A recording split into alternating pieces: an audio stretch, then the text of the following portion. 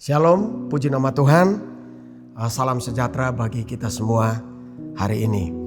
Kita akan baca bersama-sama dalam Titus pasal 1 ayat yang ke-16 yang berbunyi demikian.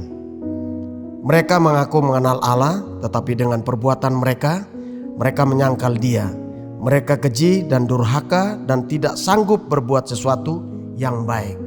Amin. Puji nama Tuhan. Kalau kita perhatikan dari pembacaan ini, dalam satu perikop ini memang Paulus sebagai seorang yang senior di dalam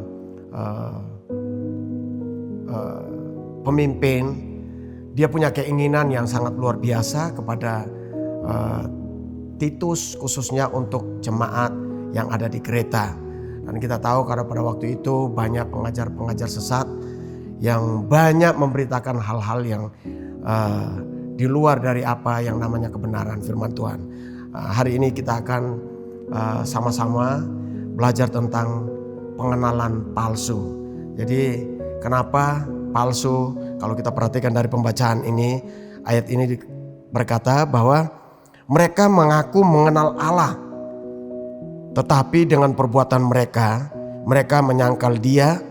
Mereka keji dan durhaka dan tidak sanggup berbuat sesuatu yang baik. Artinya apa? Ada sesuatu yang dikatakan perbuatan tidak sesuai dengan apa yang mereka bicarakan. Dan ini harus hati-hati kita sebagai orang percaya. Paulus sangat peduli kepada jemaat yang ada di Kreta, sehingga apa yang dia lakukan ini, surat ini berupa surat penggembalaan. Dia punya kerinduan supaya Titus memberikan sesuatu yang terbaik sesuai dengan apa yang dia inginkan. Termasuk pada waktu itu kalau kita perhatikan, untuk mengangkat penatua jemaat harus punya syarat-syarat yang sangat ketat. Nah, kita sebagai jemaat Tuhan harus sadar kenapa gereja punya tujuan baik untuk supaya apa. Sama seperti Paulus ini.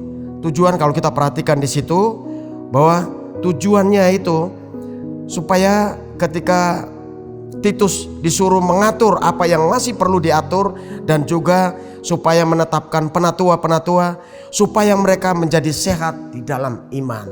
Nah, kita sebagai orang percaya harus tahu, sadar benar bahwa kita butuh perbaikan di dalam hidup ini, ya. Sebab itu pemimpin seperti Paulus ini adalah pemimpin yang luar biasa, peduli kepada jemaat Tuhan yang ada di Kreta. Sama halnya dalam kehidupan kita sebagai orang percaya yang ada di gereja lokal kita.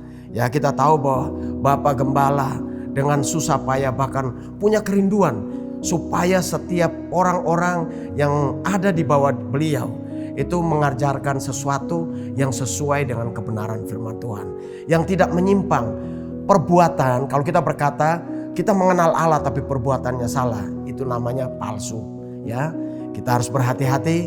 Kita bersyukur pada Tuhan, kerinduan ini sama seperti hati Tuhan terhadap kita sebagai jemaat Tuhan, bahwa Tuhan rindu bahwa kita punya kerohanian yang sehat di dalam berjemaah, ya. Sebab itu firman Tuhan ini mendorong kita, baik pelayan-pelayan Tuhan pun harus sesuai dengan syarat-syarat ketentuan.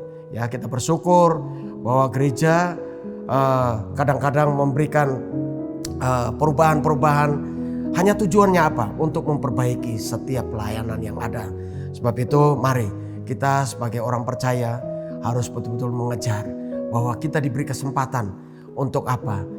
Mencocokkan perbuatan kita dengan pengenalan akan Tuhan, sehingga kita tidak dikatakan palsu, pengenalan yang palsu.